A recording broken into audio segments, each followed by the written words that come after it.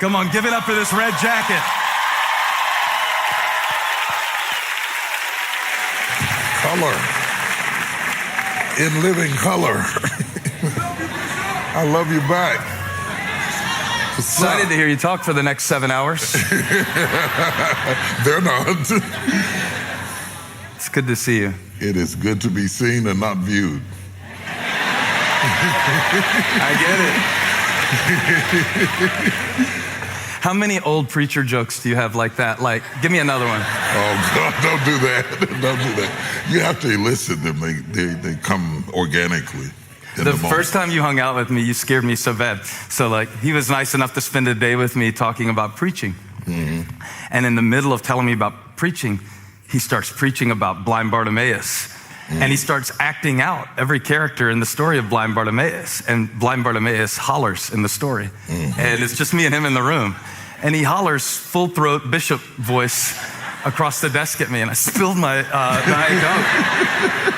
But I've told people about that. I've told them you can preach on anything. Well, it's not really that. What we were talking about is spinning the text. Yep. Because on one hand, I'm a preacher, and on the other hand, I'm a film producer. And one of the things you have to decide whenever you do a film, you have a story, somebody brings you a story and you decide to write a script for it. You have to decide which character is going to be the narrative, who's going to be talking. And so if you take that principle and you apply it to the Bible, is it going to be told through the eyes of blind Bartimaeus, or is it going to be told through the eyes of Jesus, or is it going to be told through the eyes of the disciples? Because every POV, point of view, leads you into a different realm of truth. You see, it depends on whose perspective. It's like a husband and a wife live in the same house, have same address, eat the same food, but they're having two different experiences. And so the point of view determines the relativity of the truth, the power of the truth, the significance of the truth is all brought about by who's talking. You take the prodigal son. It's one thing to talk about it from the son's perspective. It's another thing to talk about it from the elder brother's perspective. It's yet a third thing to talk about it from the father's perspective. Okay, each perspective opens up a new ventricle of truth and feeling and perspective. And when you look at it in its totality, then you see the substratum of truth itself. All right, we've been going 5 minutes. You've already said ventricle and substratum, so let's slow it down. There's a reason I played my shot from Hamilton when you came out, and you know why. You tell him. Can I tell him? Yeah. Bishop Jakes and I got to watch Hamilton together a while back. Yeah. So what I thought would be fun, just a game, and then we're going to talk about the book. It's going to be very spiritual. He warned me to brace myself for something he was going to surprise me with, so yeah. Pray for me. And it's better than a dance-off. But what I would like to do is play a game where I give you a song title from Hamilton the musical, and you preach us a 1-minute sermon on that song title with a text. And how many of you would love to experience this? I thought you would. How y'all doing over there? This is gonna be the best night of your life. Starts right now. Starts with this. Okay. So the song that you came out to, My Shot. What's the text and what's the sermon? My shot. My shot is the young prophet who Elijah commissions to shoot the arrow. And depending upon how far he shoots it, it determines, what he could have had. And said, if you would have struck the ground more times, you could have gone further. The power of the text exists in the reality that God does not make the shot for us, but he gives us all of the ingredients that are necessary to be successful. And so when it's my time to make my shot, you see, I can't wait on God to make the shot, but I have to have the will and the tenacity and the vision and the drive to pull all the way back far enough to take my shot. Touch your neighbor and say, it's my shot. If I shouted for you when you had your shot, shout for me when I had my shot. If I was glad for you when you had your shot.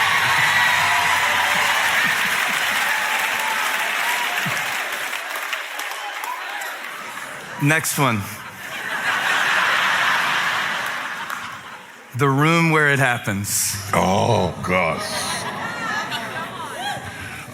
Thomas coming into the upper room after Christ is risen from the dead, and he comes into the room having missed the initial inaugural moment that Christ reappears to his disciples. Now he comes to the room.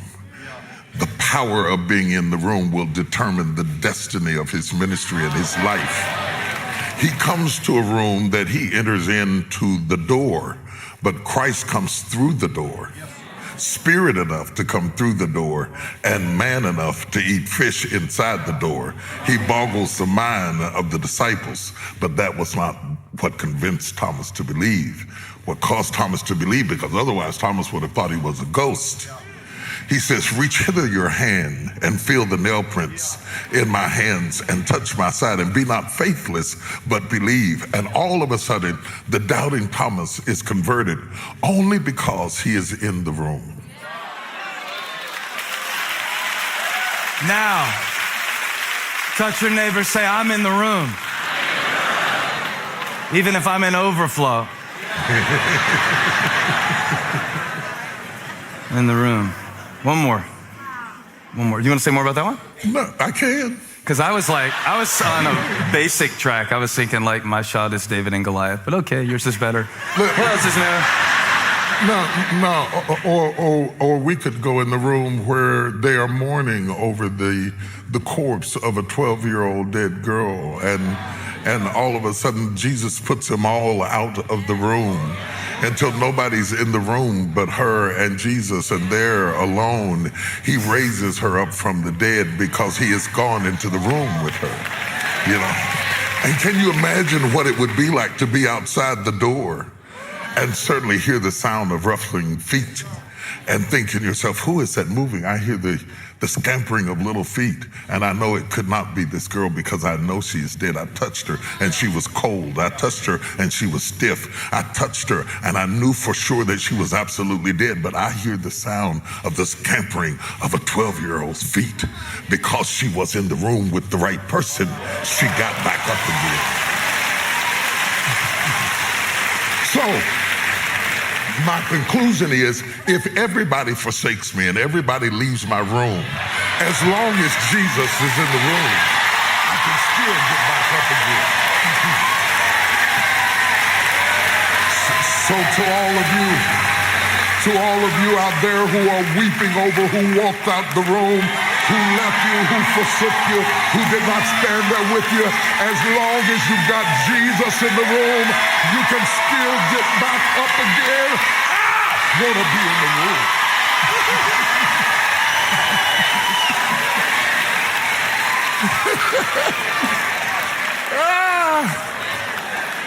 Don't think of nothing else, I'm running out. One more? Yeah, do it.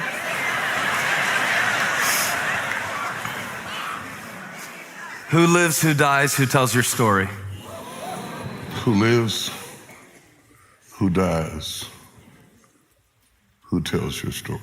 Early in the morning, the breaking of day, the women wrap themselves up to go down to the tomb, loyal to a Jesus who has become extremely controversial, has been executed, not crucified, executed on the cross. And yet they are still going down, even though he did not do what they thought he was going to do. These women rise up early and go down to the tomb. Only when they arrived at the tomb with the dew on the ground and the mist in the air and the fragrance of death still lurking in the inner chamber, the stone has been rolled away. And sitting on top of the stone on each side is an angel saying, he is not here. He has risen from the dead. And the question then becomes, since he is not here, who tells the story? This woman comes running back. It is totally inappropriate in a misogynic age that a woman would be the first one to carry the message. But there are some times and some seasons that you have to break the protocol of the day. Because Jesus was looking for somebody who was bold enough to walk into a room full of men and tell them, I know for myself, he is risen from the dead. And I am alive to tell his story. Good night, everybody.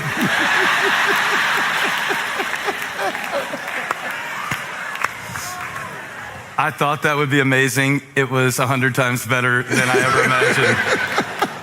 You always amaze me. It was scary for me. Yeah, so I want to ask you that. I want to get into the content of the book, Crushing. God turns pressure into power. And I was thinking how last time you were here, you wrote soar. Yeah. S-O-A-R. It's like eagles on the cover and plane. Yeah. And now we're on crushing. Yeah. So what happened? They say one is not diabolically opposed to the other. For the eagle, soar is about flying, but for the eaglet, soar is about falling. If the eagle stirs her nest and the eaglets are pushed out of the comfort of their nest, is that not crushing? If their food supply is now cut off and they are pushed out by their own mother to fall off the side of a cliff, is that not crushing? Why would mama do that to me? Why would mama not feed me? And in the process of the eaglet falling, flapping its wings in hysteria, it is the thing that crushed the eaglet that causes it to soar. Wow. And what the substratum of, you told me not to use the word, what epitomizes the whole value of crushing is to explain to people not to be confused when the crushing precedes a soaring. Because a lot of times, if we only tell you about soaring and we don't tell you about crushing, when something crushing happens in your life, it looks like what we preached is not true. Right. Whereas crushing is the process and soaring is the promise. You cannot have promise without process. And we live in a time where people preach more about the promises and less about the process. So what happens is when you come to church and you hear about the promise and you go home and you find yourself in the process, your life is a contradiction to your faith. But you are so loyal to Jesus that you would never admit that you are not seeing the manifestation of what your pastor is talking about in your life. And it looks like that you must be doing something wrong because they are talking about the blessings and the healing and the soaring and the power of God and the strength of God and how all things are yours and all promises are yea and amen and you're the head and not the tail and above and not beneath. And then all of a sudden in the midst of them saying all of those things, you are going home and dealing with marital issues, children who won't obey or comply, a sister who doesn't like you, a father who always preferred the other sister or daughter. And you're saying, how is my life in such shambles? Never realizing that those that God is going to anoint the most, he always crushes the most severely.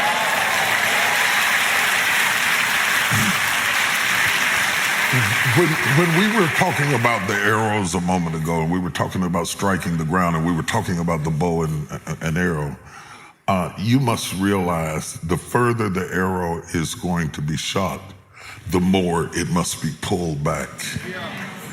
And I wrote crushing in part because I have never met anybody who did exceptional things in their life who had not at some point endured exceptional crushing. It is the force to which you have been pulled back that determines the height that you will fly. Yeah. You see? Yeah. And I wonder about that because I've seen you at the height of success, and yet you've shared with me about your own crushing. And some of that was external. Some of it was internal. Some of the things that you've shared with me privately gave me hope to know that God is using a lot of the things that I think disqualify me and that will be the actual place of power. But what I wanted to ask you on a deeper level is, do you think that there is a certain process by which we accept that crushing that either turns it into something powerful or something destructive in our life? Is the pressure of the things that we go through in itself a growth mechanism, or is there a response that's required from us to make it turn into something?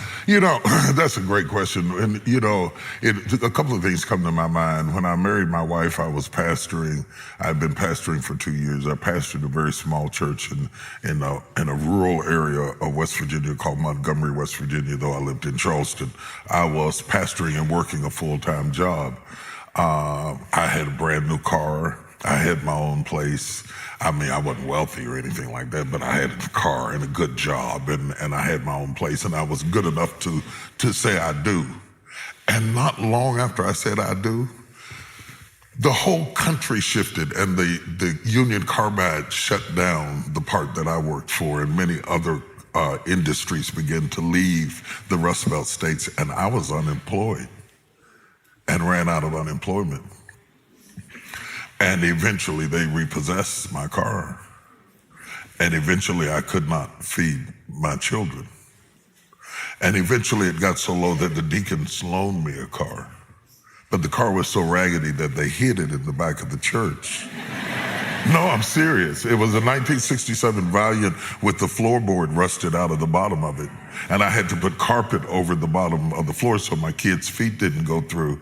And they didn't want anybody to know that the pastor had that kind of car. So when we had guests, they would hide my car in the back because that was the stage of life I was in. It got so bad that the car broke down on the side of the road and I had to thumb to get to church and climb across the coal cars on the railroad tracks to go into the church to preach faith. I never stopped preaching. I never let up on preaching the power of God and the strength of God. Even though it became so bad that we at one point had to go gather apples to feed the kids because we had nothing at all to eat.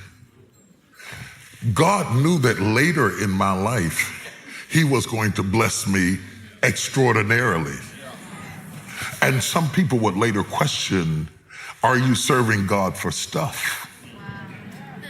So he allowed me to be crushed early so that no matter what they said, I would know. You understand what I'm saying? Because they were going to come in at the end of the movie and make assumptions. But I lived through the first of the movie to validate the fact that it was not for the things he gave me that I do what I do. It was because of the love and the passion and the anointing. And so, yes, it makes you, and sometimes it also creates a narrative for you that completes your ability to reach both high and low.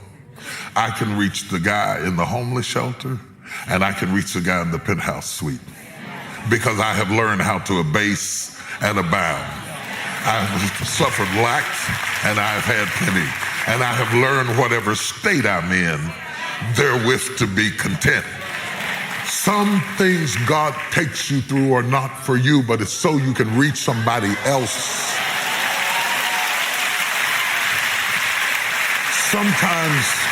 Sometimes he crushes you because he's going to bless you so much he does not want you to get arrogant like your predecessors. And so he humbles you. Anytime he's going to exalt you, he humbles you. You take the 2 fish and the 5 loaves of bread. When they brought it to Jesus, they brought it to Jesus to multiply it. And the first thing he did was crush it. He took it and he blessed it and he broke it. As he broke it, he started crushing the fish and the bread. And the more he crushed it, the more it multiplied. The more he crushed it, the more it multiplied. The more he crushed it, the more it multiplied. And all of a sudden you find yourself in a state of multiplication. And somebody comes in and says, look at all of that fish. But you know that when you first came into his hands, you were not enough. It was his crushing that made you more than enough. So sometimes it's intrinsic, and sometimes it is so that you are relevant for other people. I want to give you one more quick example. Look at Aaron. You can give me one more not quick example. Okay.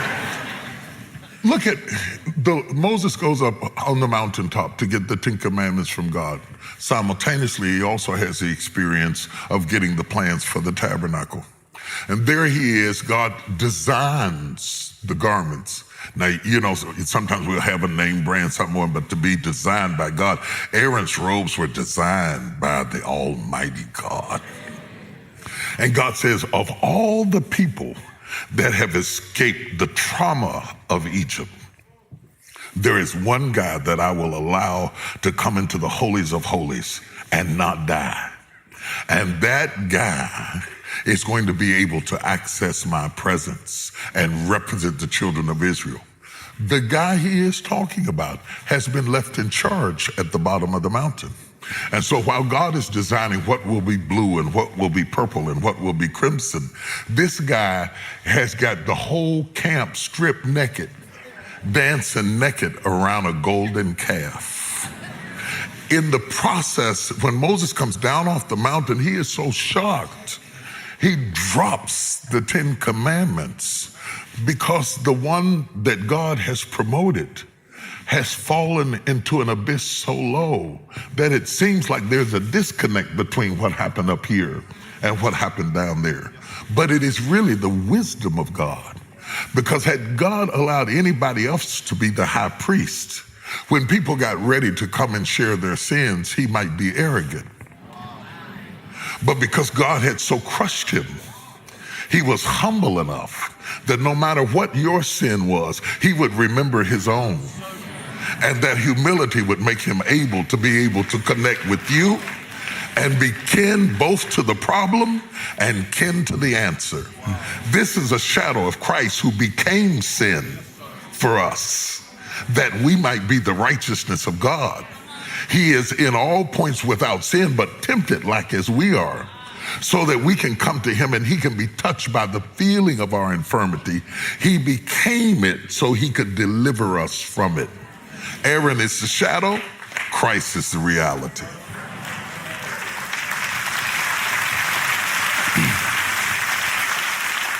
I always figure that's what makes you stop and take time and care about people is the years that you were preaching with barbecue sauce on your tie because you were making the chicken for the fundraiser in the back of the church before you preached. See, they don't know what you're talking about. Let me tell you what I did.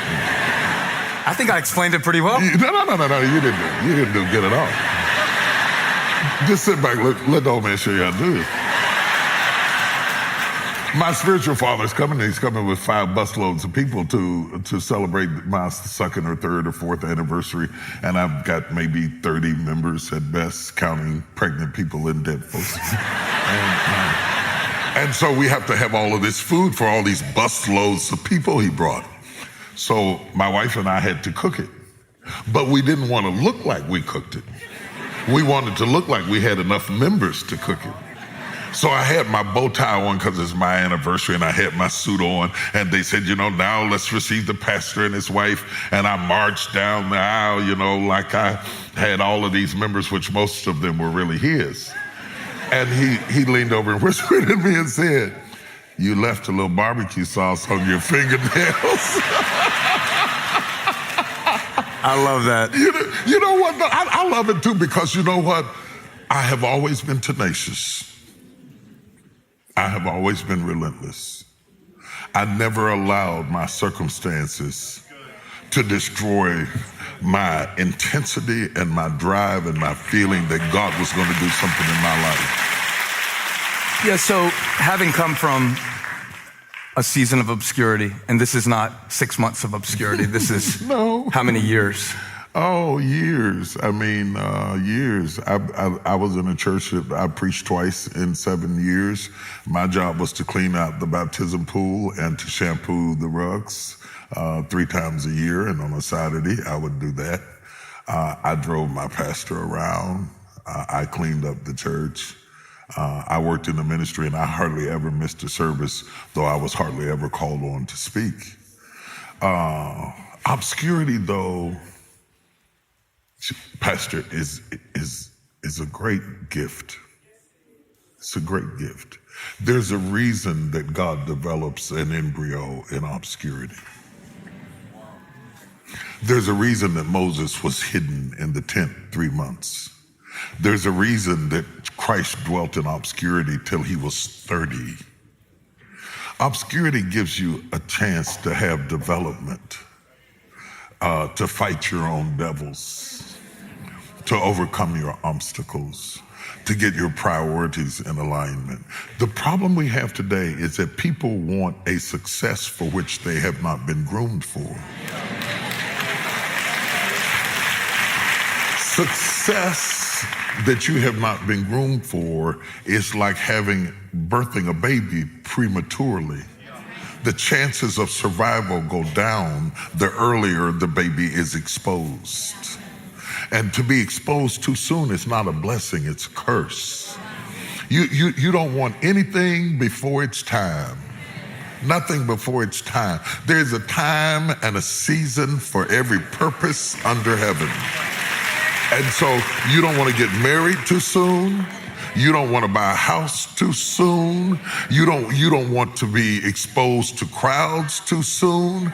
And so because he loves you, it's not punishment, it's preparation. Because he loves you, he hides you in obscurity. Anything that's valuable, you protect. When I stay in a hotel, there's a safe for you to put your valuables in obscurity. Not because they're invaluable. And there's somebody listening to us right now who feels like they've been overlooked because they're not good enough. That's not right. You have been hidden because you are valuable. When the time is right, when the time is right, when you are strong enough to withstand the elements to which you will be exposed to, you will be revealed. You understand? Yeah, and I wanted to ask you about the contrast because the pressure of success is a type of crushing as well. Oh, absolutely. And usually it's looked at in a linear way. Mm-hmm. You know, if you'll tend sheep, then you'll kill Goliath. Mm-hmm. And then what? Mm-hmm. And then you'll have greater responsibility, and then you'll have more battles and bigger battles.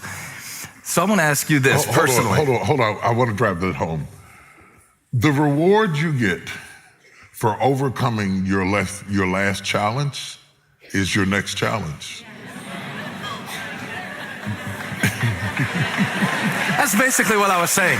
Now, let me ask you this. I really want to ask you this. In your life, what has been a greater pressure? The frustration of obscurity or the pressure of success? I didn't have the frustration of obscurity because I never got into this to be exposed. I never wanted to be famous. I wanted to be effective. See, I think our motives have to be right. So when I talk about some of the worst parts of my life, they sound real bad and everything, but at the time it didn't feel bad because I had nothing to compare it to. And my job was to glorify God in the situation I was in and to continue to lead the flock I was in. You cannot be so driven by ambition that you see obscurity as punishment. So I think for me, the hardest part was managing what we call success.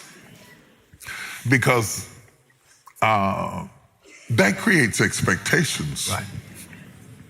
And the expectations are as different as there are people. Yeah, right. When you have 30 people, you only have 30 people's expectations to manage. The more you are known around the church, your church grows, and then the state, and then the country, and then the world. There are almost 8 billion people on the planet. Somebody's not gonna like you. And before, they wouldn't know you. Right, like somebody is on YouTube right now commenting on our clothes. Right. Everything. Everything. He shouldn't have that on. You know, I was at my son-in-law's church. I had on some jeans, you know, they were the ragged kind of ripped jeans, because that's how they dress out there, and I was trying to be cool, like coming here. I stress out coming here. You look amazing. You know, I dress for you. Thank you.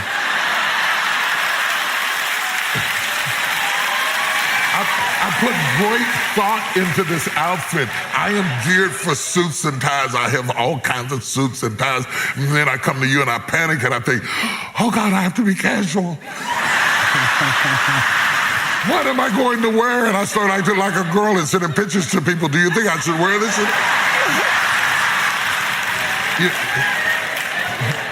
What? And the other thing about being big is this. I preach in so many different worlds. I preach in worlds where they would church you for wearing this. And then I'll go and preach in a place where if I wore a suit and a collar, you would think it was strange. Being global causes you to be relevant in so many rooms where the rules are different.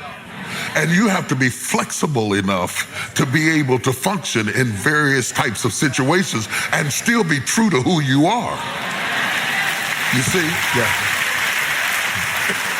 The Bible would say it this way, to him whom much is given, much is required. So the more that's given to you, the more that's required of you. That's why you ought not to despise the preparation, because what got you applauded over here will get you killed over here. And you won't even know that you have stepped into a different arena. Yeah, right. And you don't understand that this is not that. There's nothing worse than seeing a preacher who walks in a room and he thinks that this is that. So he goes into whatever the thing is that he does and he starts doing whatever he does. Oh, Lord. Oh, Lord, my God. And somebody's getting happy, but somebody's saying, why is he singing? Why is he singing? So your normal is somebody else's weird. And the more God promotes you, the more ambidextrous you have to be able to serve the body of Christ, because the body is vast. And God forbid that you get an opportunity, because I don't just want to serve the body of Christ. I also want to be relevant in affecting the culture. Because I don't just want to preach where the amens run free. I want to go into the wild, into the jungle, and capture and ride a lion's back and pull him by the mane and pull him and say, sit down. You know, snatch him by his hair and say, what's my name? Yeah. I don't want to go. Yeah, I know you're shocked. You'll be okay. Breathe in, breathe out. You brought me. We're going to have fun. We're going to have fun. Most of the preachers today only preach to Christians. At the time I came up, we would pitch a tent in the roughest part of town.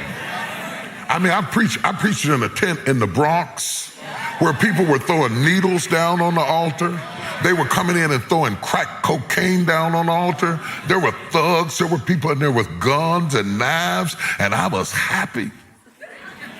I was happy because I was young and I was wild, and I was preaching, get away from that gate, about the lame man at the gate called Beautiful.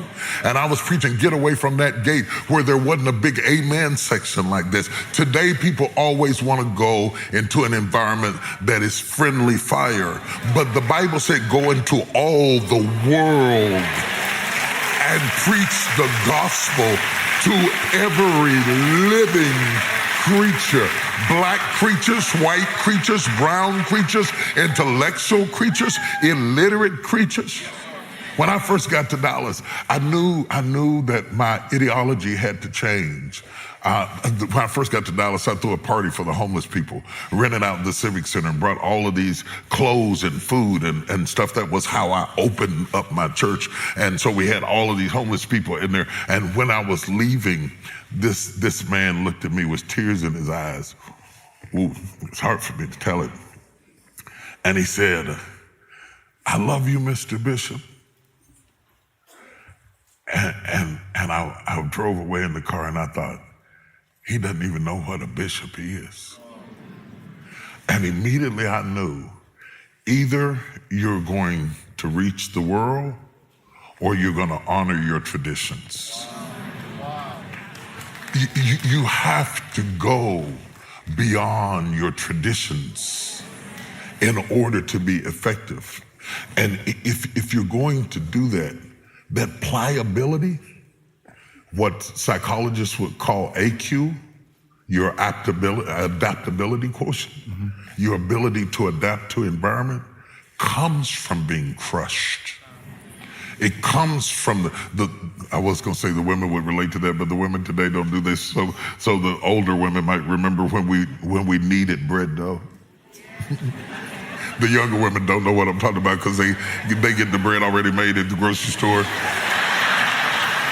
But when you go home and ask your grandmother if I'm right about this, that if you're going to make biscuits from scratch, you have to knead the dough. And the more you crush it, the more pliable it becomes. And ultimately the bread will rise because you pressed it. And if you're going to be adaptable enough to fit into the future God has designed for you, then it is the crushings that prepares you not to be more loyal to your traditions than you are your calling. Not to look down your nose at somebody who is into what you just left.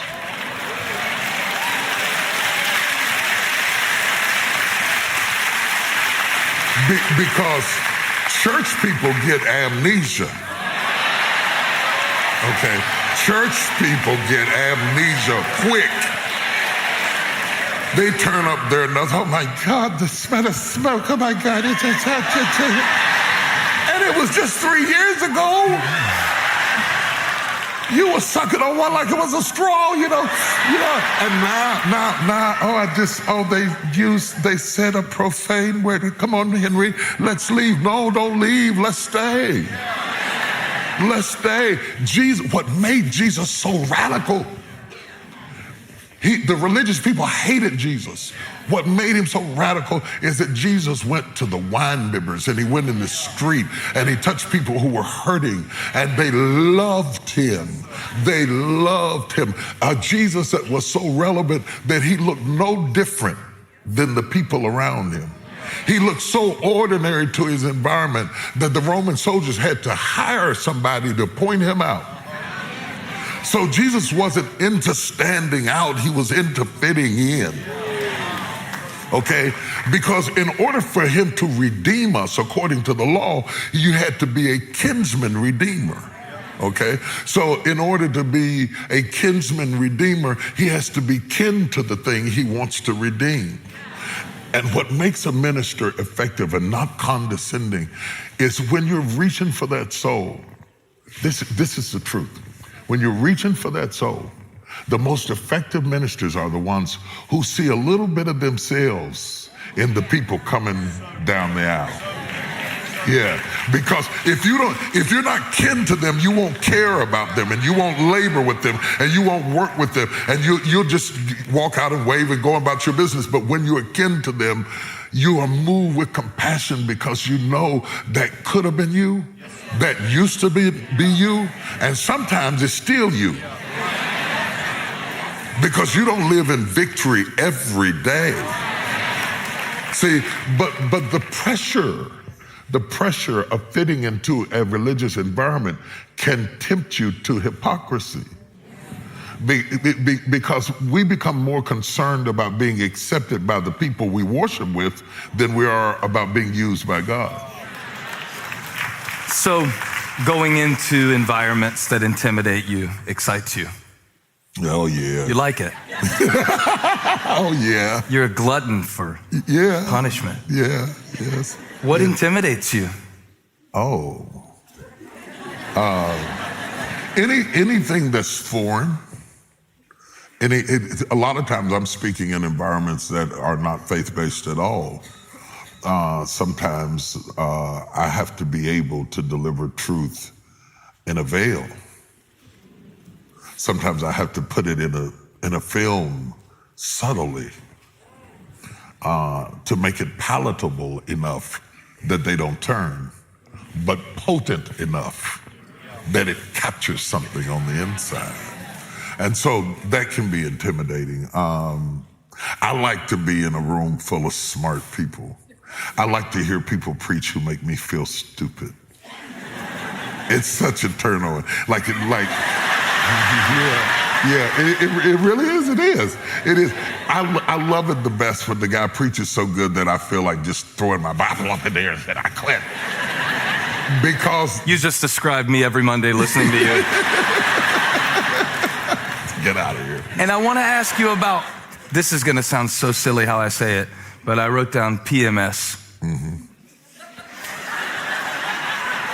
And it's early to be going there, but I put it from the perspective of, a lot of times on Saturday, I'm texting you frantically. Like, hey, I've got people showing up and they need to hear from God. And I don't know if I have yet, I hope so.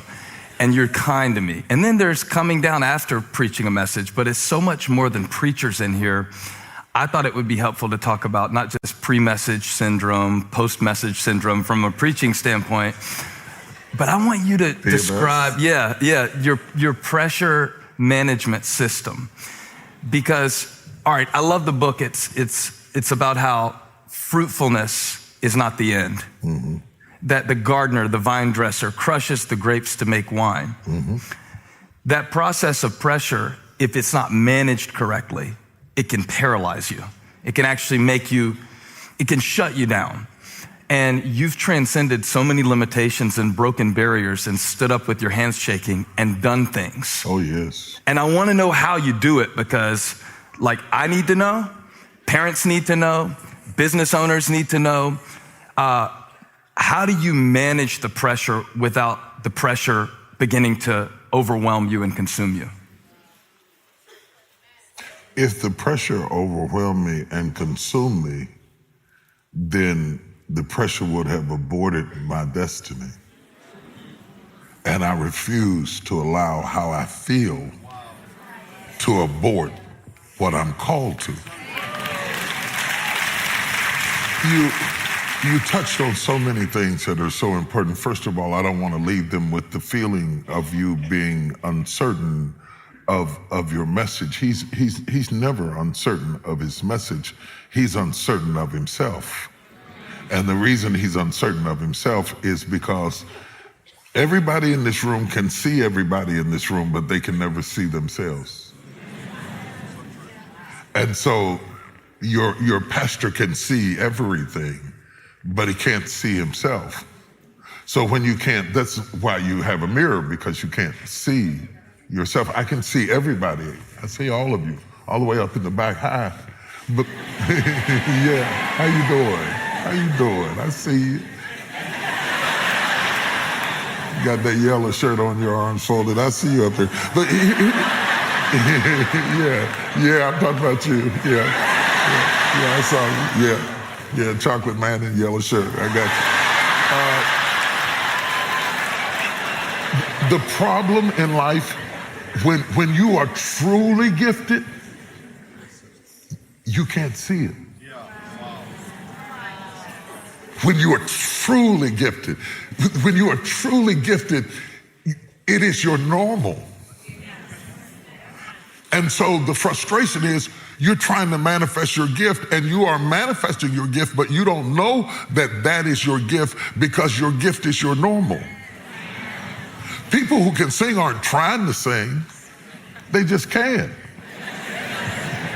People who can write aren't trying to write, they just can. And so when they write things, they think, oh my God, that's not good. Oh my God, it's not good. Oh my God, it's not good. Because you can't see yourself. So sometimes the more gifted you are, the more vulnerable you are, and the more affirmation you need from your inner circle. Because I can walk off a stage and feel like strangling myself with a belt. Because that was very graphic. Good. That's my ministry, is to give you pictures. So the reason I think about strangling myself with the belt is because you should hear the guy that's preaching in me. and there I am trying to give you what he's giving me. I'm never preaching against the guy who preached before me or the guy who preached after me. I'm preaching against the guy who preached inside of me. Okay, so the bar is so high that a lot of times I walk off the stage and I think, why don't you get somebody else? I blew it. I didn't get it across. I'm not sure that they got it the way you got it to me. You got it to me so bad I couldn't sleep that night.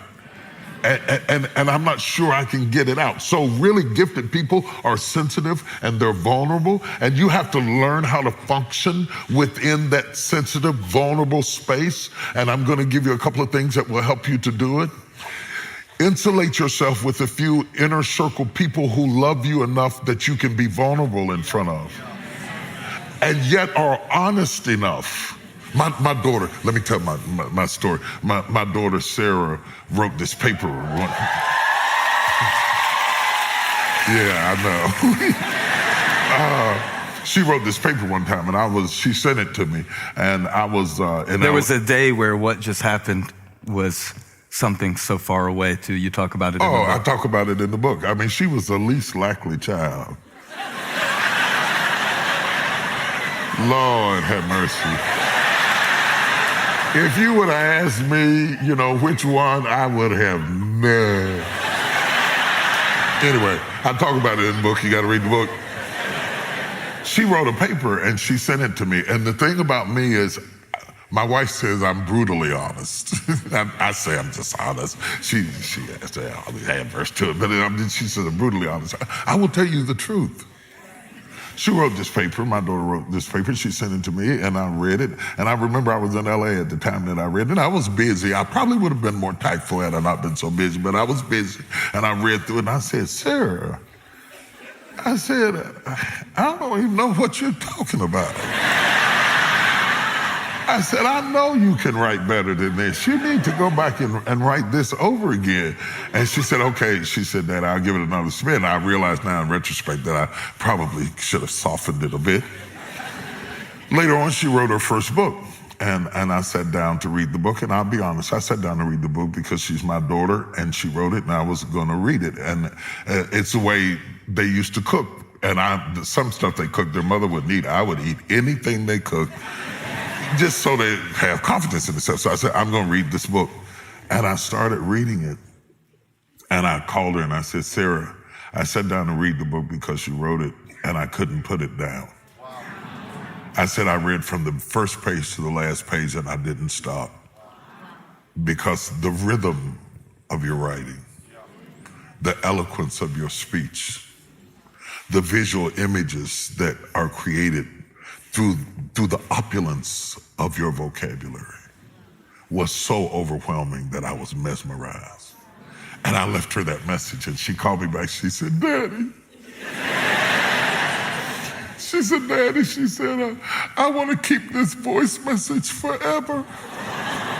She said, I want to keep it the rest of my life. And I said, Sarah, it was just what I thought. She said, I know. She said, that's what made it real. She said, I could trust your compliments because of your criticism.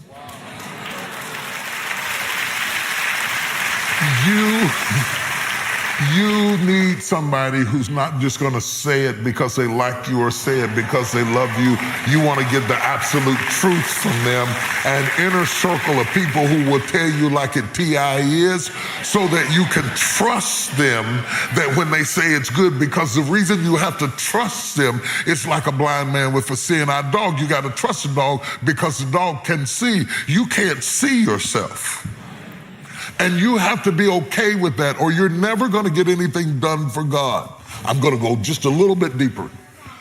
Jesus takes a blind man and takes a blind man out of Bethsaida, and he lays hands on him and then asks the blind man, what do you say? The healing is all predicated on honesty. The courage to tell Jesus, you touched me and it didn't work, in front of your disciples. He says, I see I'm better, but I see men walking in streets. And Jesus touches him again, or I believe spits in his eye, and tells him to go wash in the pool. And the man has to take the first steps in the dark. The first time I went to the mic to preach, my hands were shaking so bad. that when I held the mic, I was nervous when I picked it up, but when I knew that they could see that I was nervous, that made it worse. So it was kind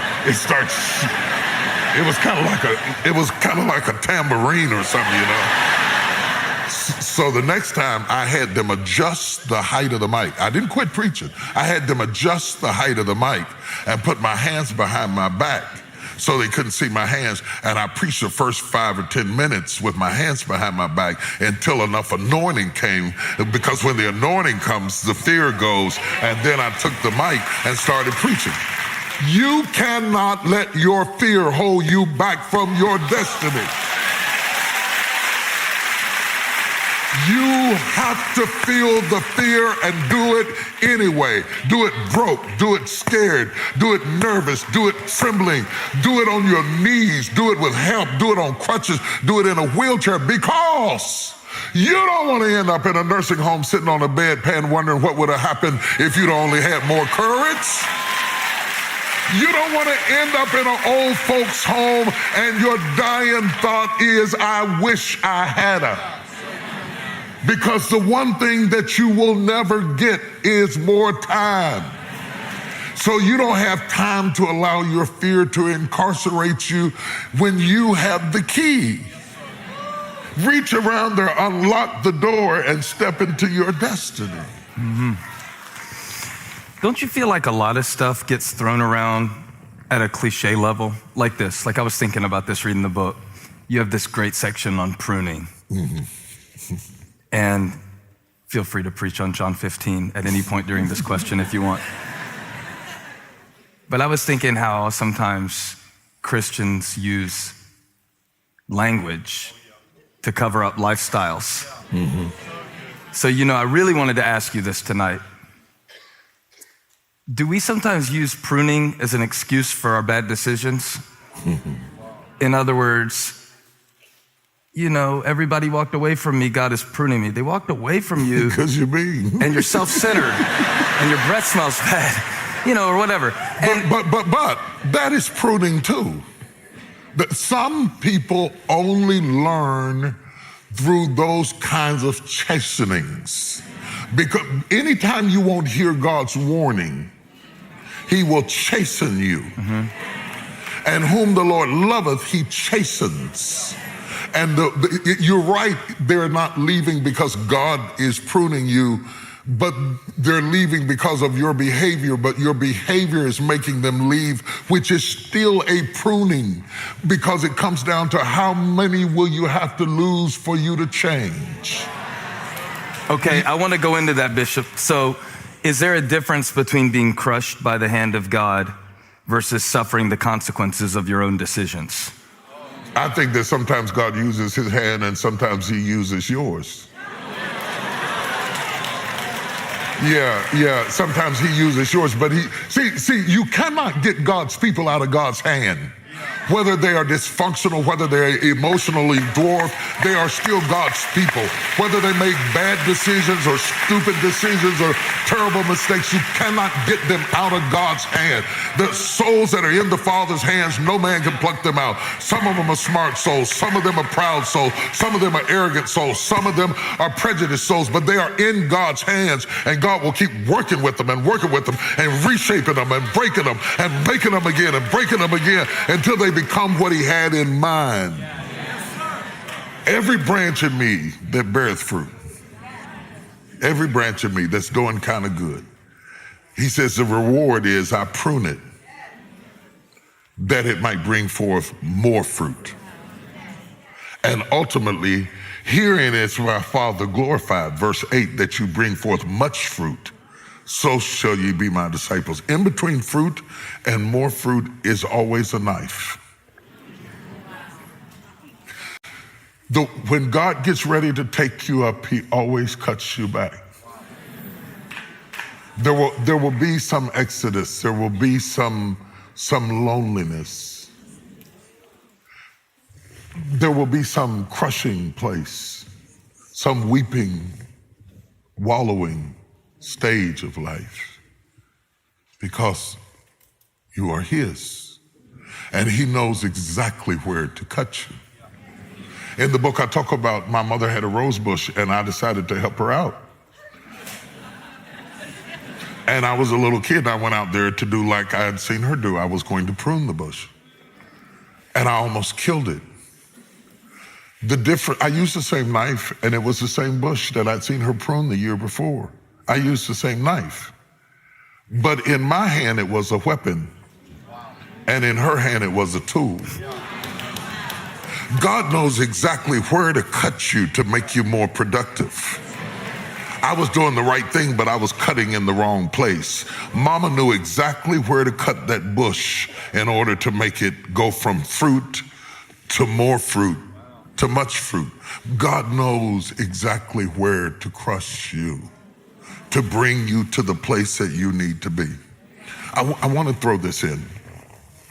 What started this journey, I was getting ready to preach at Lakewood, and I was sitting outside, and all of a sudden I got a download, and it's hard for me to explain what a download is. I mean, all the technical people know what it is as it relates to technology, but that's kind of what we finally got to in technology. The Holy Spirit was always there, because the Holy Spirit has always downloaded. Knowledge from the divine comes in waves. It doesn't come in reason. Right. Behold is a download. They missed that. That was so good. Yeah, it was. You got it? Yeah, they'll get it when they watch it back. Preach it Sunday, it'll be all right. The word revelation is the Greek word apocalypse. It means to unveil, behold. It is a download. All of a sudden you know something that you didn't know, and it comes in a fullness, and God started giving me this download. Oh my God. It was not a normal one. It was a big one. It was too big to be a sermon. I was writing all over legal pads, trying to keep up with it and trying to get it all together, because all of a sudden I began to realize that when Jesus held up the cup in the Last Supper, that there was, and he says the New Testament is in my blood, that what was in the cup had synergy with the one who held it. The grape, you see, is one of the few fruits that is raised to be crushed. And Christ was born to die. And as he held the cup, the cup was a reflection of him, except that the cup had already been raised and crushed and resurrected in its eternal form, and Christ was about to be. And he says, take and do this in remembrance of me. I was born to die. You're about to see me be crushed. But understand that as he crushes me like this cup, he is transforming me from grapes to wine. And I wrote this because there are so many people listening at us right now who are being crushed, some in obvious ways, some in childhood ways. There are people in here who have been raped. There's people in here who have been molested. There's people in here who have been abused verbally, emotionally, mentally, raised without parents, never been loved, never been treated right, and they have been crushed. There are people who are being crushed right now in situations that don't work, in circumstances that are overwhelming. Sometimes the pressure is visible and you can see the assailant. But other times it's invisible. It's an emotional, it's a mental, it's a turmoil, it's an internal conflict that crushes you, and you suffer in invisible ways, like a child that's been whipped and sent to school, but they wore clothes to hide the scars. And there you are walking amongst people and nobody can see that you're scarred beneath it all. That's what crushing is. And there are people in this room right now who have or will or are enduring crushing moments, and they are saying, where is God? And he's under the clothes with you. He's in the pain with you. He's in the situation with you. He's in the turmoil with you. Nobody else is as brutally honest as God about crushing. It's right up front. The whole emblem of Christianity is a cross. Duh. It's not a crown. He comes right out front and tells you, if any man will be my disciple, pick up his cross and follow me. Come on, let's die. When you went, and I talk about this in the book, I talk about the tabernacle, and the tabernacle stands out in the middle of the wilderness, and the flapping of the goat skins out of the badger skins out in the middle of the wilderness. The white flapping of the skins is an indication that God wanted to meet with man, Oel Moed in Hebrew, the tent of meetings. And you must come in at the door, and the door stands out starkly different from the walls around it with its blue and its crimson and its purple. It's blue for the grace of God. It's crimson for the redemptive power of God. It's purple for the majesty of God. The door stands out because it's a picture of Jesus that says, I am the door. The moment you walk through the door, the very first thing you see is a brazen altar, a dying place. No couches, no chairs, no furniture, no candles, no scents and fragrances, no aromas, no aromatherapy. The very thing you smell is the stench of burning flesh and the dripping of blood into a pan beneath it, because God puts the pain up front. He never hides or disguises the fact that the moment you walk into the door, you have to pay something for promotion. You have to go through process to get a promise. You have to go through crushings in order to have a crown. He puts it right up front. He doesn't give you the laver. He doesn't, you know how they come along and they give you the little tiles on the plane and all that little scented stuff before you do it. No. You will wash later. You will burn first. You will writhe and groan. And let me prove to you, the apostle proves to us in the New Testament, I beseech you therefore, brethren, by the mercies of God, that ye present your body a living sacrifice, holy and acceptable unto God. A living sacrifice is something that is put on the altar alive, squirming, tied to something that doesn't work, tied to something that doesn't move, tied to a marriage that doesn't work, tied to a job that doesn't work, tied to a city where you're not respected, tied to a situation where you're squirming.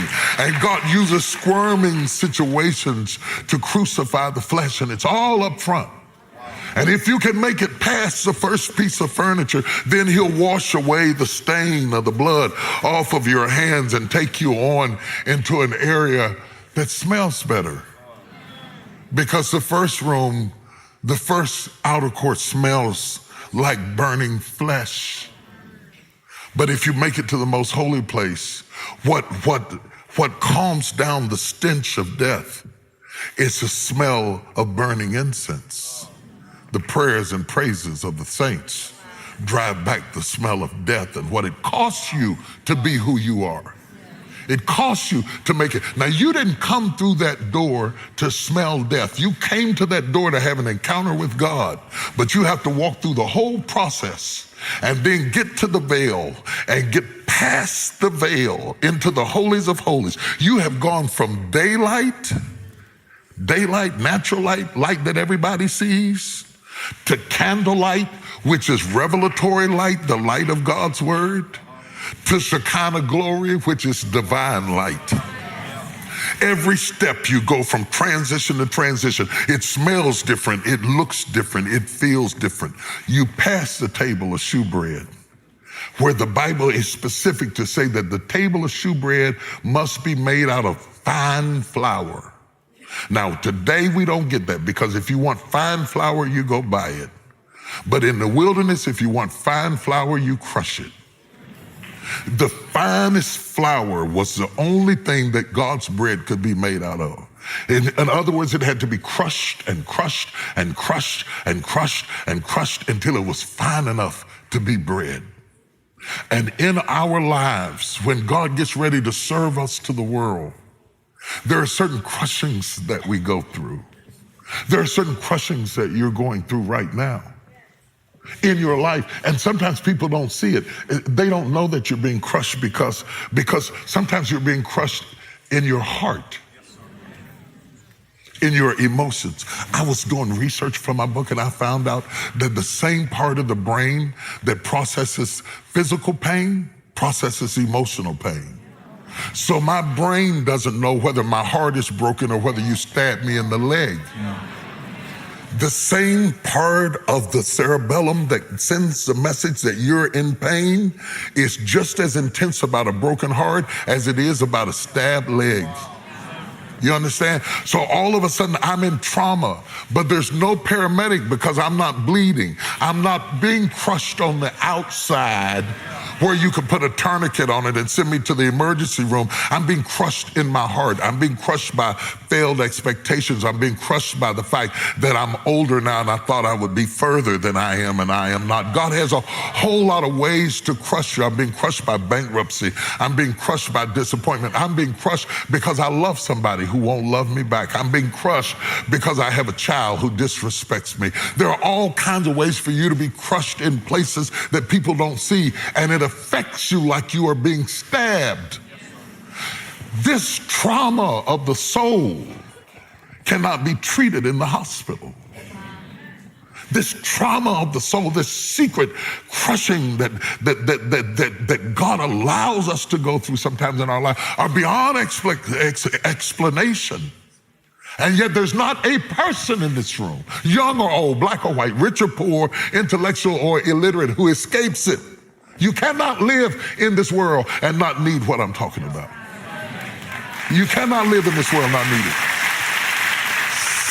Something in your life is going to be what God uses to crush you. But remember that crushing is not the end.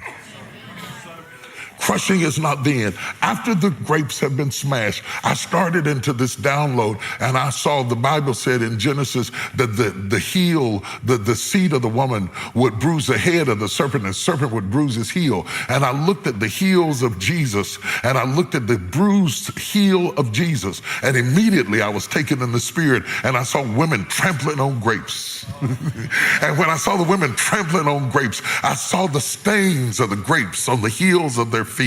And all of a sudden the Holy Ghost began to connect the blood and the redemptive power of Jesus Christ with the crushing of the grape. And when I looked at Jesus holding the cup, I knew that he was in the cup and yet he was holding the cup. And immediately I sensed in my spirit, God said, I want you to go tell my people that crushing is a stage, it's not a destination. It's not a destination. It's not a destination. Do not, I gotta get this out because this is important. Some people take on a pathology of pain and they make the crushing their address and they live in what should have been a stage. And no matter what you do, you cannot pull them out of it because pain becomes their normal. They will provoke you till you fight them. They will push you away till you reject them because it is the thing that they are most familiar with.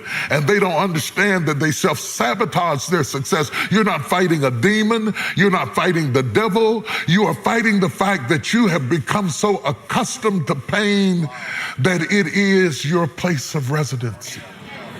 And I challenge you today to shatter your way out, to break your way out. If you can't get out the door, come out the window. I challenge you today. I challenge you to be happy, even if being happy feels funny. I challenge you to have joy even if it feels like it's phony.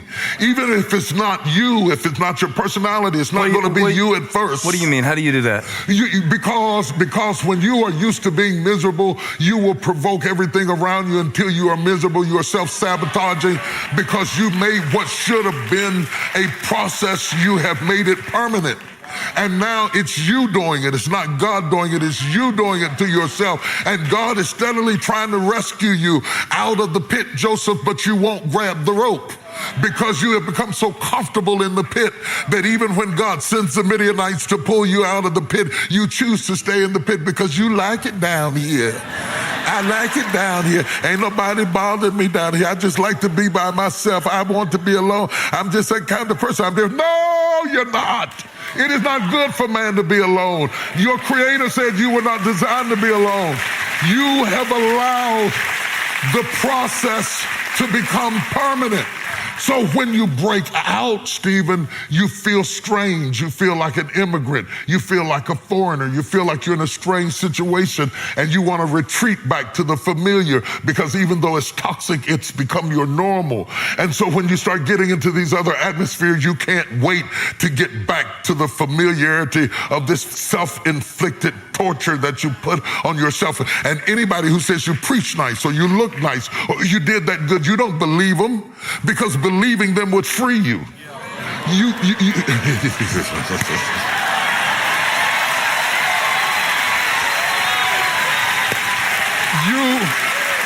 don't believe them. If you believe them, it would free you. Jesus said, you shall know the truth, and the truth shall make you free. That means if I was the devil, all I have to do to keep you bound is keep you from knowing it. You can be beautiful, just don't know it. You can be wonderful, just don't know it. You can be effective, just don't know it. You can be smart, just don't know it. And so the enemy keeps you blind to what you have because you're not used to light. The hardest thing in the world is to go from dark rooms into bright light. And so all of a sudden you say, ooh, that's too much. And so when God does want to emancipate you, you have a tendency to go back into the crushing place because it is your familiar place. But in order for you to find your strength, you have to not only go into the crushing, you must come out of it. You cannot make wine under feet. It has to come from the crushing stage to get to the wine stage. It has to survive. I talk about the fermenting stage and all of that in the book. It has to go through these different stages ultimately to become wine. And grapes are at their best when they are wine. Grapes are at their best when they are wine. They are strongest when they are wine. They are more effective when they are wine. They can affect the consumer when they are wine. They infiltrate the blood system when they are wine. Sound like you got some experience. They don't have to go through digestion when they are wine. You understand what I'm talking about? Please, please, please. I feel in my spirit God breaking through some deeply personal things in this room. Some things that we don't get on Sunday morning and that we don't talk about and that we don't expose people to. Some pathologies, some ways in which you process yourself that keeps you underfoot. And I wrote Crushing to tell you, yes, you go through it and I go through it and we go through it and we all go through it. And I've never met anybody extremely gifted who has not gone through extreme crushing, but none of them stayed there. And I believe that many of you, your time has come to come out from underfoot, even if the foot is your own.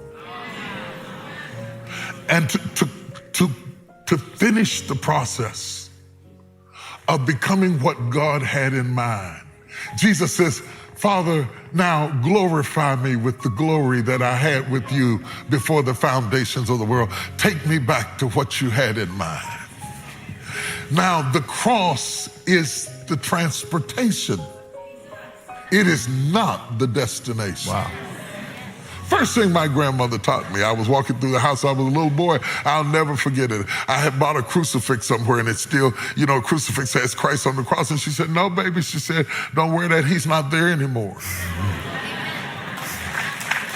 He's not there anymore. It's important that the cross be empty to remind you that he did not get stuck in a stage. Amazing. Touch somebody and say, I'm not there anymore. Not there anymore.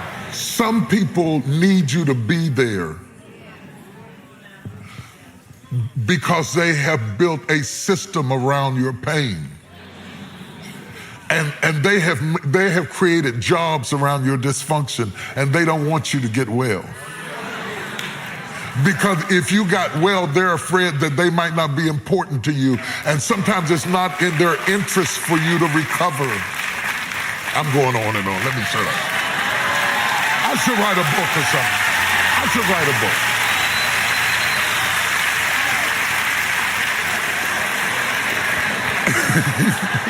It's like therapy. I'm settled. I should write a book because what I'm talking about is so personal that you should be in your bed reading this.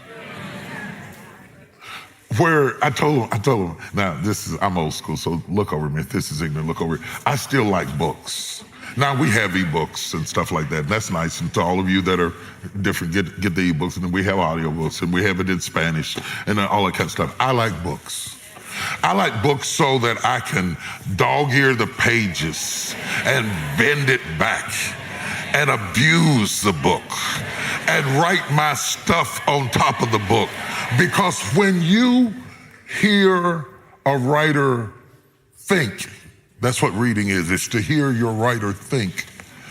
It impregnates you with thought until you start thinking things that are not even in the book. Right. And so I like to write little things, little notes that came to me as a result of something I read in the book. And I like to get like a little bit of jelly on the book. And spill my coffee on it, or just a little bit, so that I got highlighted parts of the book and notes in the book and a little bit of jelly and a little coffee on the book. And then somebody wants to borrow it. No, you can't have my book. There's some DNA in there, my fingerprints on it, but get away from me. That's my book. You cannot lead if you do not read. You cannot lead. We have raised a world that has everything so automated that we're afraid of quiet. We want little sound bites of information. So what happens, let me tell you what this generation does. I can post an excerpt from the book on Instagram. It can blow your socks off and you'll repost it, but not read the book. So you walk away with cliches, but no wisdom.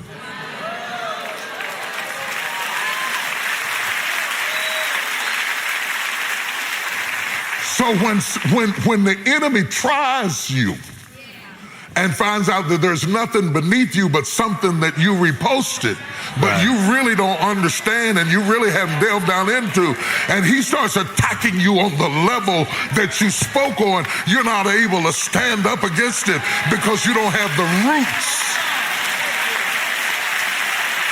You understand what I'm saying? Yeah. I sense that coming through in the book, that you're frustrated with this microwave mentality. Yes, that you're frustrated with this skim the surface spirituality. Yes. That you're seeing a failure of it in the church and in our lives. Yes. And I don't want to leave this world without making sure that what our fathers passed to us is passed to you. Our fathers sat around the dinner tables and talked about the Lord, and we would wash dishes and do anything just to be in the kitchen or be around where the conversations were being held. And the level of our thought was cultivated because we got to be in the room. Where it happened. And so I'm writing and I'm teaching and I'm speaking at this season in my life because I think I see a fading away. Generals going home. Oral Roberts gone home. Billy Graham gone home. Countless people gone home that we loved and cherished, of all races, colors, and hymns, all denominations. Some of our top thinkers are going home. And they're being replaced with our top tweeters.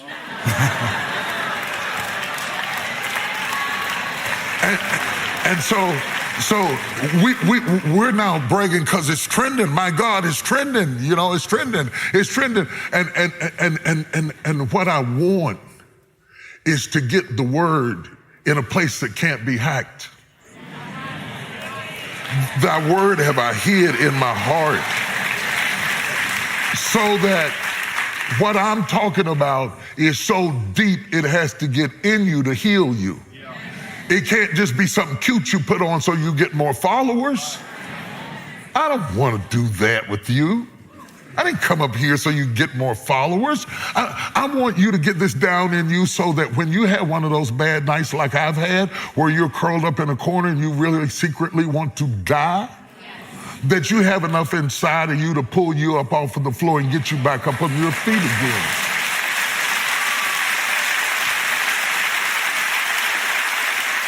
I want to put enough word in you so that when you are holding your mother like I held mine and watch her gasp and die and feel her body get cold in your arms and rock her till she's stiff, that you'll have something inside of you that will not break, that will not fade away, that will not fall apart, that will make you able to stand even if the person you love walks out on you, that you cry, but you don't die.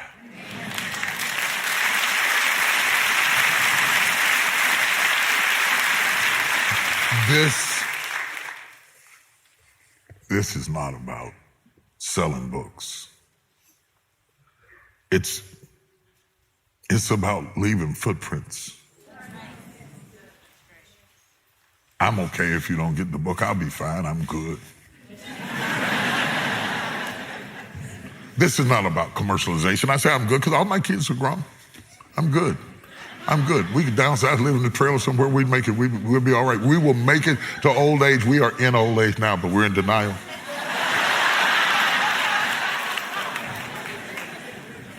I want to leave footprints behind. My son is in this room right now. I want to say something that outlives me. I want to say something that catches him when I'm dead. I want to say something that becomes fuel for the next 200 years that lives on in your mouth and the mouths of your children. I'm way past needing to be known. I have smelled the fragrance of his presence. As unworthy as I am. And I have this need to tell you that he's more than amazing. That he's greater than religion. And he's better than your dogma and your creed and your doctrines and your theology. That sometimes he's the only thing in an unstable world that keeps you from falling absolutely apart.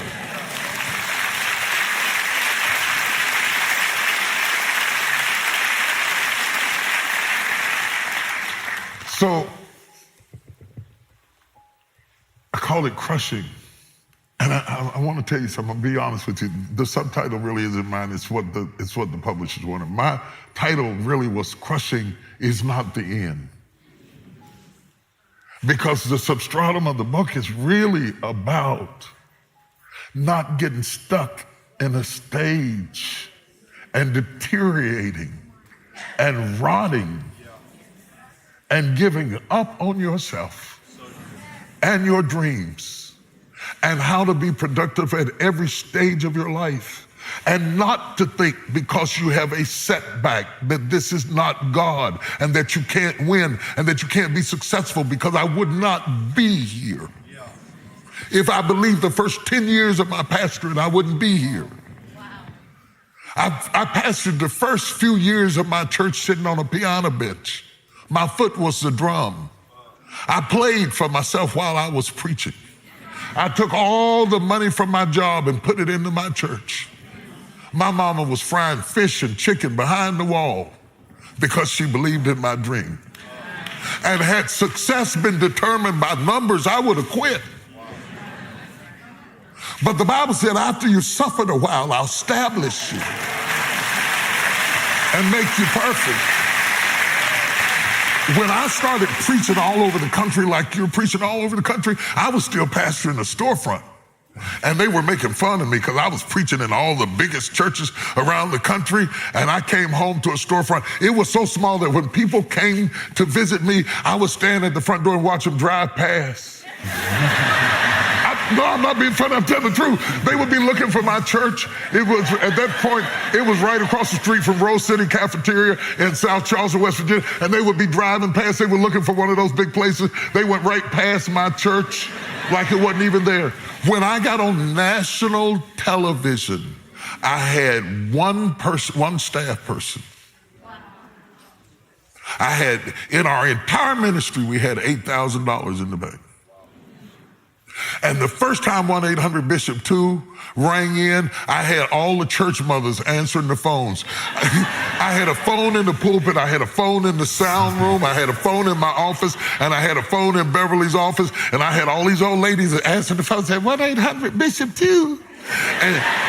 And they were writing stuff, and we couldn't even read what the people had said. We couldn't read the prayer requests because our hands were shaking. And I didn't own a duplicator. I borrowed a duplicator from Brian Keith Williams and drove to Columbus, Ohio to get it and to start duplicating things. It does not matter where you start. Do you hear me? It does not matter where you start. It matters where you finish. It does not matter how you suffer. It does not matter how they laugh at you and make fun of you. They told jokes about me. They said I'd never have anything. They said I couldn't preach. They said I couldn't pastor. They said, and none of it was true. None of it was true. You have to hold your truth inside of you. You have to know. When all hell is breaking loose, and he that has began a good work in you shall perform it until the day of Jesus Christ. I know, I've probably gone over it. I don't know what I'm supposed to do. How many people are being blessed tonight? How many people needed this word from God about trusting tonight?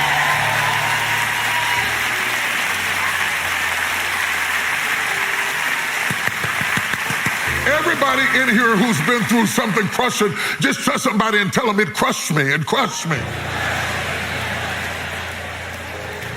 But I survived. I cried, but I survived. It crushed me, but I survived. I went through a test, but I survived. Because I figure if you will tell them that it crushed you,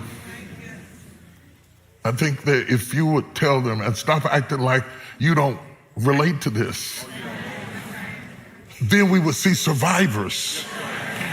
And other people would learn that there's something beyond the crushing. That grapes do turn to wine. That crosses turn to crowns. The pain turns to power. That scars turn to stars. Somebody needs to know that you and Honey Boo didn't live together happily for 50 years. Sometimes you just came home because that's where your shoes were. Sometimes she faced the east and you faced the west, and your hip bones didn't even touch. You were so far apart. I can sleep on, you know that little rail on the side of the mattress? I can get my whole big body, the entirety of my 280 plus pounds can lay right on that edge all night long and not fall off the edge. Yes, it can. Yes, it can. We got people that get married, and if everything isn't wonderful, in 9 months, they're out. They've been in 12 churches.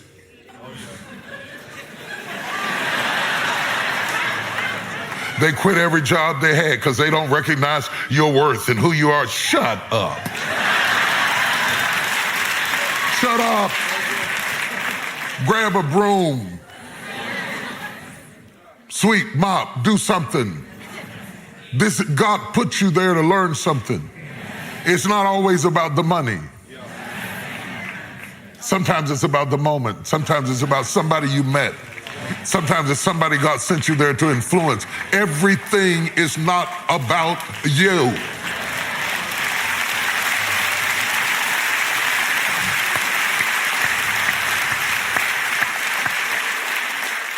We talk like this, you and I, all the time. If all of y'all left, we would still be sitting there talking like this. We talk like this on the phone because you know what? Your pastor has greatness in him.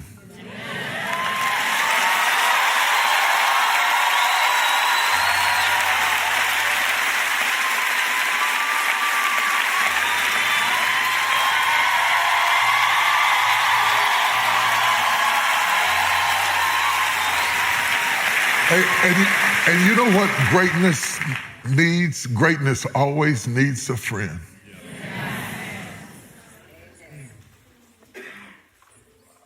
Greatness always needs somebody to say, I'm scared. Greatness always needs somebody who will not judge you, criticize you. Greatness always needs a soft place to fall. Because sometimes being great ain't so great. Sometimes being great means being crushed and not being allowed to whimper. Sometimes being great means bearing the fact that you're in a crushing season and helping other people and going home empty yourself.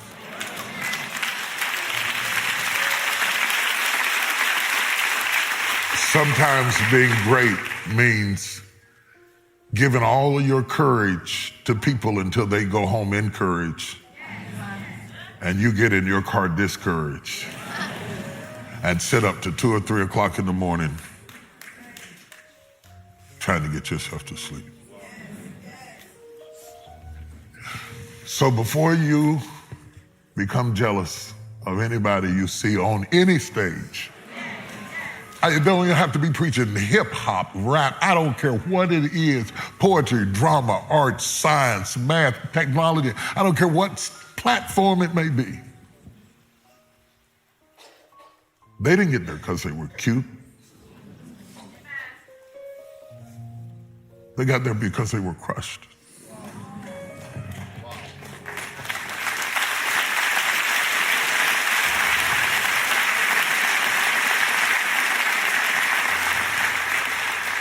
And all I want to be is some soft place for you to say, I'm tired, or I'm mad, or I'm aggravated, or I got a revelation I heard from God, or I feel empty.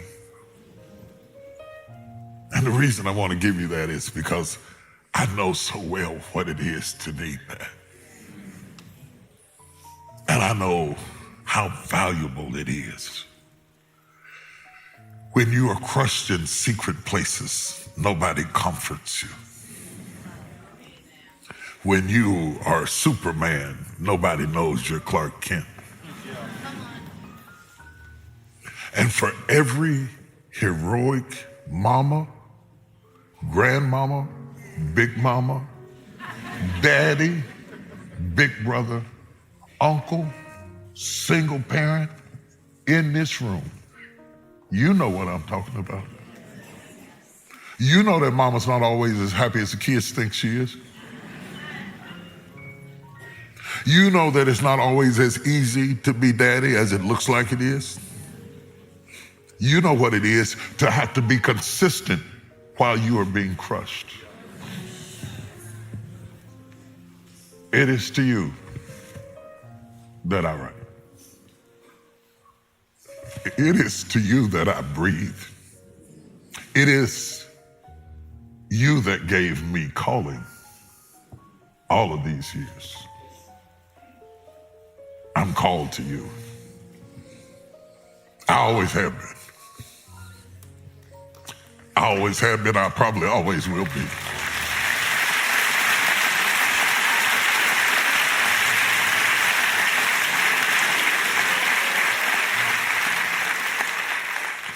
Can I get up? I want to get up. You know, I want to tell you that I'm here for you. I ain't much. I ain't much. But he called me because of you. When I first started preaching early in my ministry, I wasn't used to big stages and big crowds and all of the heat and all of the headaches and all of the criticism and all of the envy and all of the strife and all the stuff. Let me fix my clothes, Lord. Fix the old man up if you're going to be standing behind me.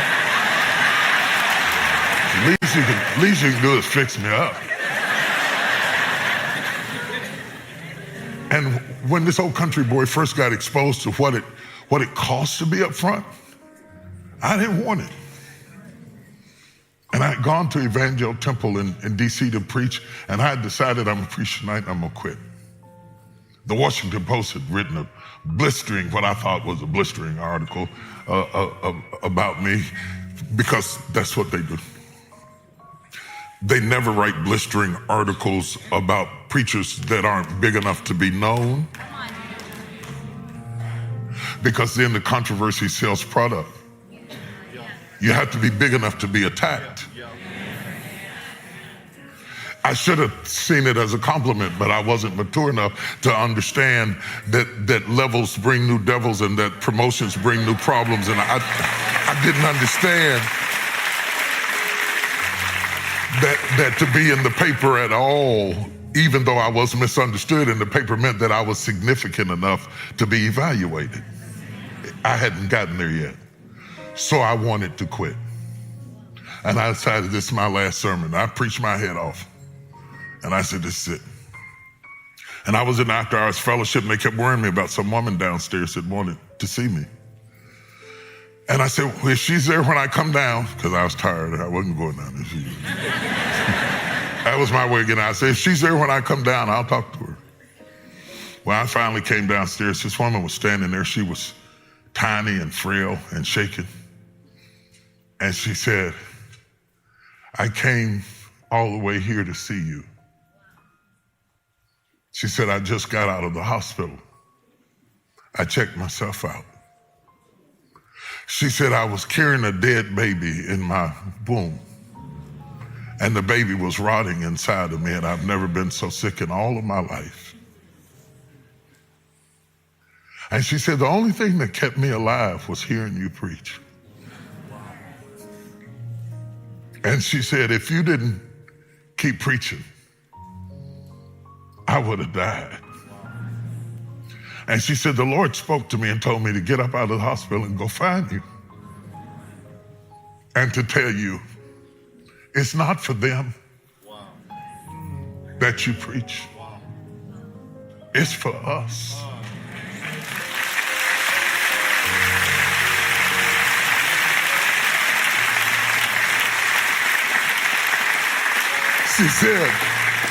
She said, it's for us. It's not for them. It's for us. I staggered back like she'd shot me. I got in the car, man, and I cried all the way home. I couldn't stop crying.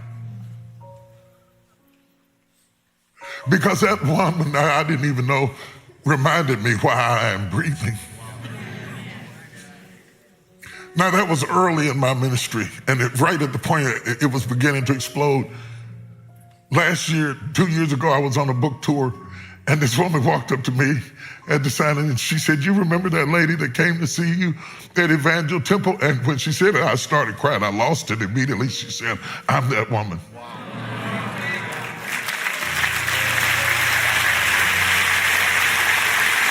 And I told her, I said, I prayed. I didn't know her name or nothing. I prayed that I would see her again. To tell her thank you, because when I was being crushed, she reminded me of why I breathe. While God was toughening me up enough to stand the weight of something that he called me to do that I didn't even ask for, he sent an angel right out the hospital to tell me, don't get stuck. in the crushing, that when this is over, you shall come forth as pure gold.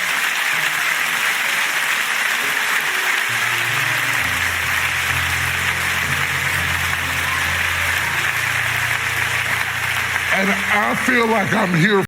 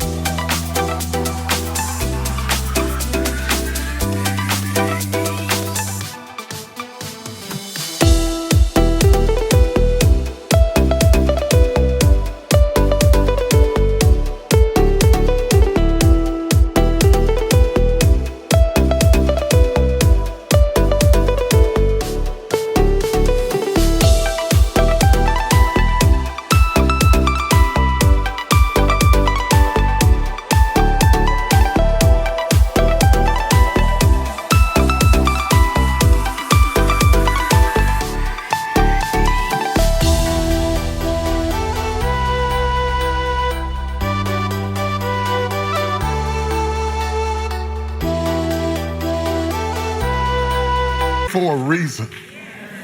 I don't care whether you get a book or not. I'm here for a reason. I wrote the book for a reason. I'm standing here for a reason. Because I think that I'm supposed to give to you what was given to me. That if you are in or have been in your crushing place, don't you die here.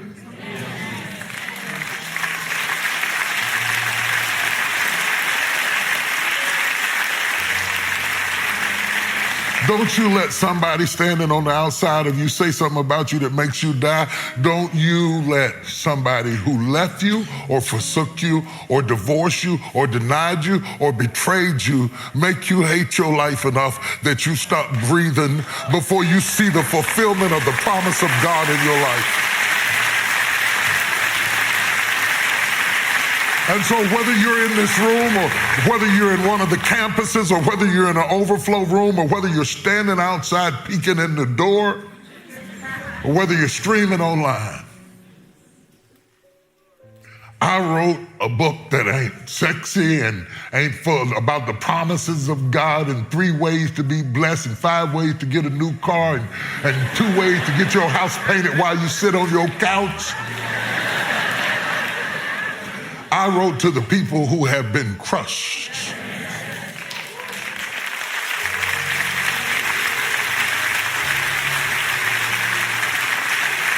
I want to do something. I'm going to keep going till he grabs me. I want you to reach out and touch somebody next to you and not just assume that they're okay, even if you're married to them. I'm serious, because you can be being crushed laying next to somebody who has no idea that you are being crushed. And some of us are so masterful at being crushed that it's become normal. You might be touching somebody right now who has got stuck in a state of crushing and they can't get out. You might be touching somebody who runs away, anybody who looks like they care about them, because they're scared of rejection. And the only way of coping is to not let you in, because if I don't let you in, then I don't have to see you go. You might be touching somebody who was abused as a child, raped by a relative. And they all made up and gussied up and looking good, and they don't want you to know that they have nightmares and terrors and flashbacks. You might be touching somebody who's trying to be a father and didn't have one. Trying to be a man and never saw one. You might be touching somebody who's trying to find love and live with a man, but they've never lived with a man before, and they don't understand men. And they're married to a man, but they talk to him like he's a woman because they never had a father, and men are a mystery.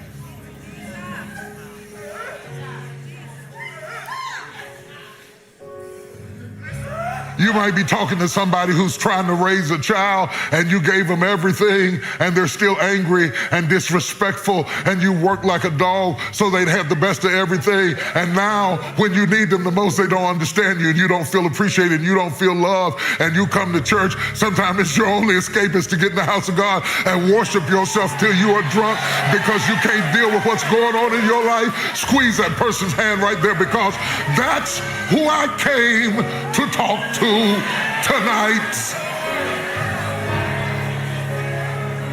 And we come in all colors, and we come in all races, and we come in all genders and all ages, because the one thing about pain, it ain't never prejudice. It'll get everybody, it'll get anybody, it'll get any gender, any race, any orientation. Pain will come anywhere. So squeeze their hand and let them know that they are not alone.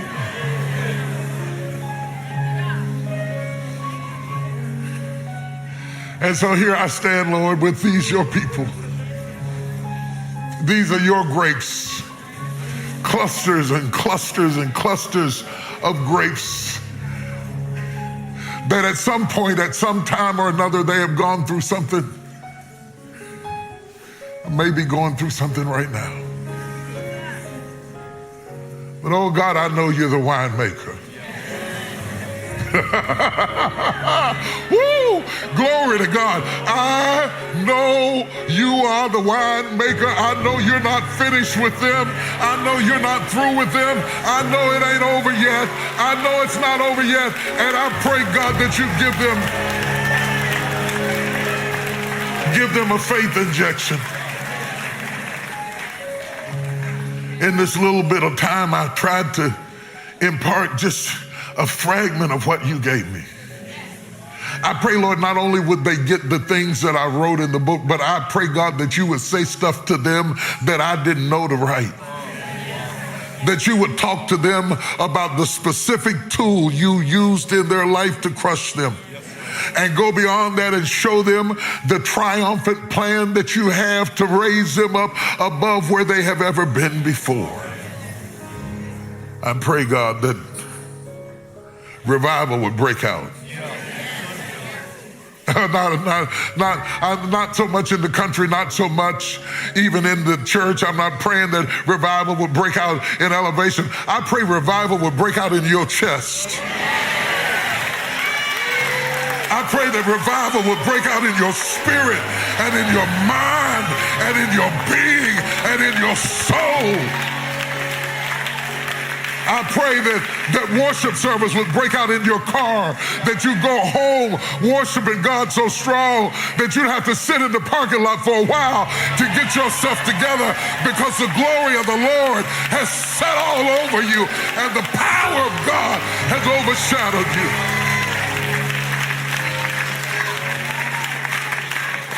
Father, I pray for this young lion pawing behind me. I pray that his teeth be sharp and his back be straight. I pray that his head be held up high. And I pray, Lord, that you'd make his feet as hinds feet, strong enough to climb for years and years and years and years and years to come, and that he would do like David and serve his generation well. I pray that the power of God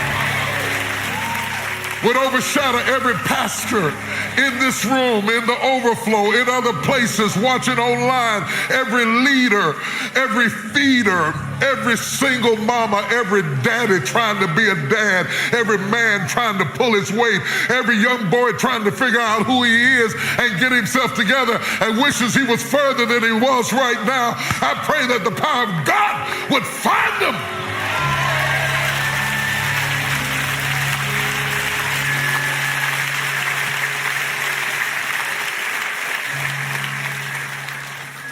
Thank you for the opportunity to be used in this small way to speak to these your children. In Jesus' name, amen.